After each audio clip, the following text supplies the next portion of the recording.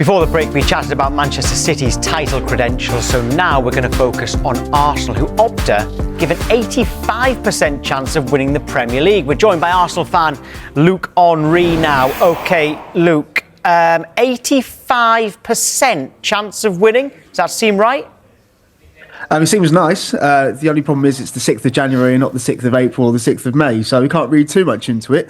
But what we can do is look at the position in the league.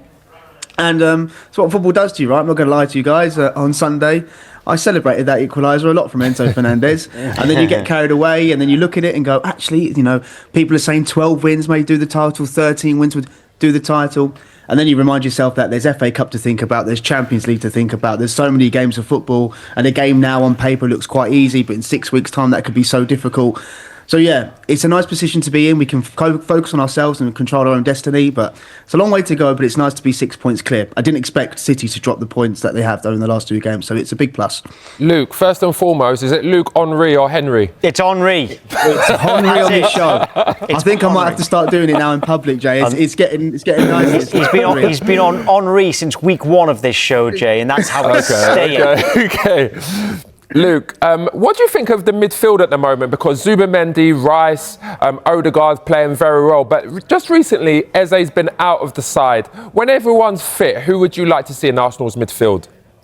That's a great question, and you know it's just testament to the squad depth that we've got right now. Because you know Emirates hasn't played a minute in the Premier League since in December, and you know no squad in the Premier League is perfect. But I think amongst the Arsenal fans, I think if there's one position we'd like to do some bit of work on is the midfield. We're looking at Zubimendi and Rice, especially Zubimendi. At times he looks like he's quite fatigued, and people forget it's his first season. So the adaptation to the Premier League football and the intensity in midfield is crazy, and he's been exceptional. And for some reason, Arteta hasn't looked at Christian Norgard for whatever reason. I'm not quite sure of that.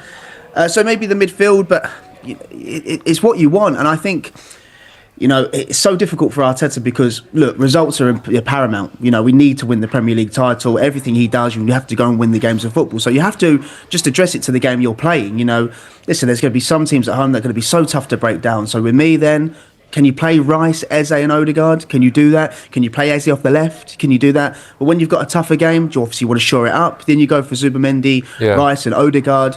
It's just about who you play. But what you don't want to happen is Arteta to make that big decision and then 90 minutes later all going, why has he done that then? Why has he done that? I think we just trust what he's got. The squad is unbelievable. You saw against Bournemouth, you make a triple change like that after 65 minutes and Eze doesn't even come on the pitch. You know, Havertz is injured, Calafiori's injured still. The squad is there, Jay. The squad is there. It's just about how you utilise it in different games. And every game of football is different. Like Liverpool on Thursday, you know, we look at the Liverpool position they are in the league. You know, I never thought I'd say this, that we win. We go 17 points clear. That's just absolutely crazy. But then you have to appreciate just how good they still are on their day. So you don't want to go gung ho and try and go injuries. They've got injuries now. They've got injuries. They have. Yeah. But what they have got... In terms of winning the title, we've had a voice note from Fletch. Yep. We are favourites, that's for definite, and I feel like we need to embrace that. I feel like the players are, and I feel the difference with us this season when you see him walking out and you see him, it's like we are going to be champions, not we're trying to be champions. Right, OK, we're really running out of time here. Yeah. Declan Rice, Luke, can he be Ballon d'Or winner this year?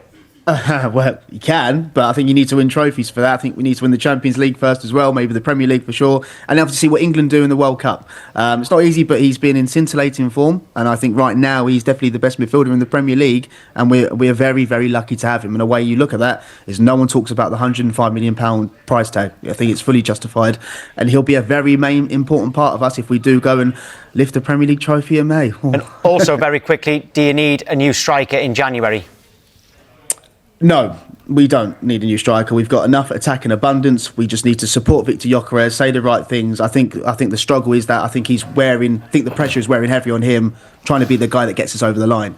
Just let's help him out and just hopefully we can support him get some goals. But we need there's time for him to come good. Luke, thank you. Yeah. Thanks, Luke. Thank you, guys. Happy New Year.